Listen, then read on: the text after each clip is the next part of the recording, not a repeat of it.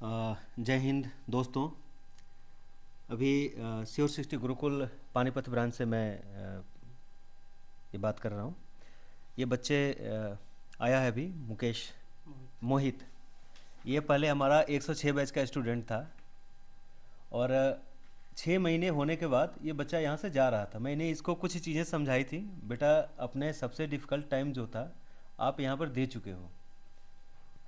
बच्चे को लगा कि शायद सर कुछ और किसी और पर्पज़ से कुछ बोल रहे हैं, लेकिन 2 महीने बाद ये बच्चा आके मुझे बताया कि सर आपने जो बातें उस समय बताई थी, ये मैं घर पे 1.5-2 महीने रहने के बाद वो चीज़ें फील किया कि आपने सही बताया था। मैं फिर से आया है रीएडमिशन के लिए। मैं फिर से आज रीएडमिशन ले रहा हूँ।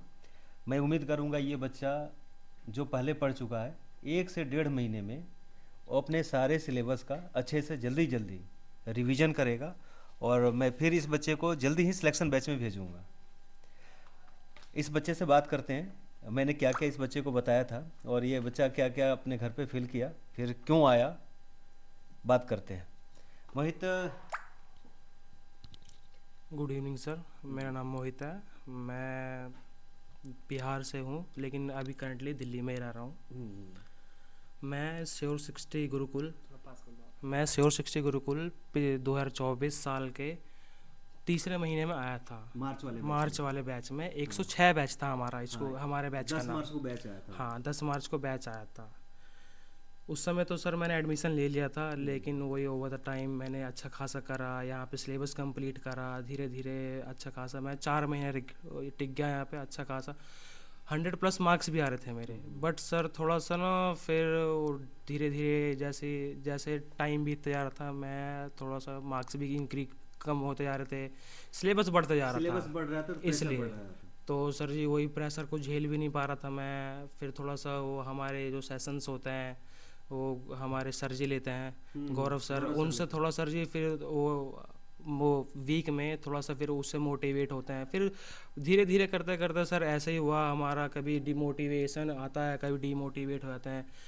फिर थोड़ा सा वो एट द एंड में at the end of the 5th month मेरे को थोड़ा सा घर पे काम हो गया, आ गया। थोड़ा सा शादी वादी का था इशू हमारे घर पे, मतलब दोस्ती वोस्त की शादी थी और उसमें मेरे को अटेंड होना ज़रूरी था क्योंकि हमारे साथ का ही था वो लड़का।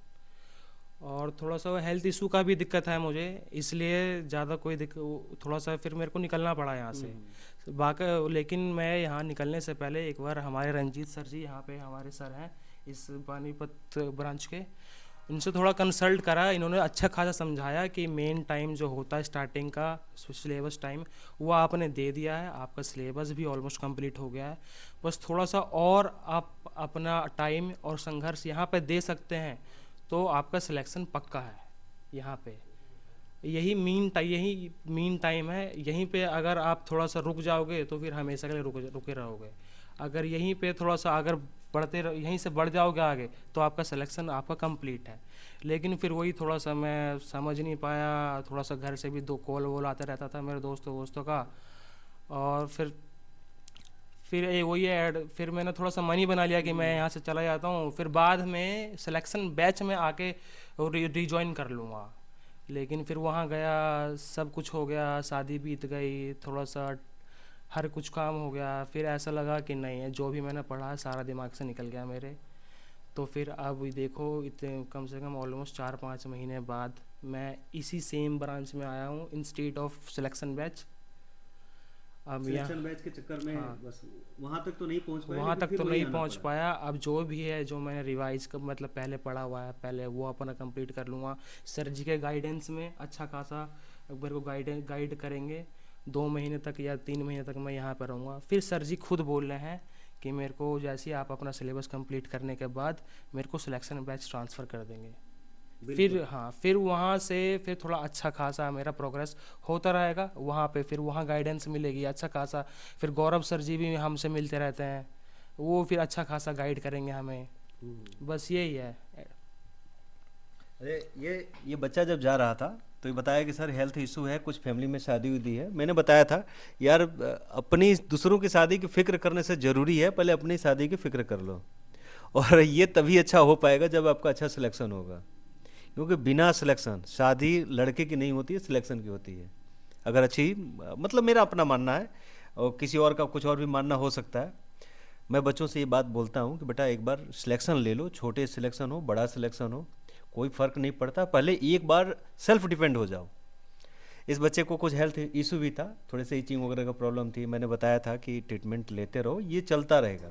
मैं मुखर्जी नगर में था तो कुछ चीज़ें मुझे भी फेस करना पड़ता था, लेकिन थोड़ा सा बच्चे हैं, माइंड इधर उधर घूमता है, कोई बात नहीं।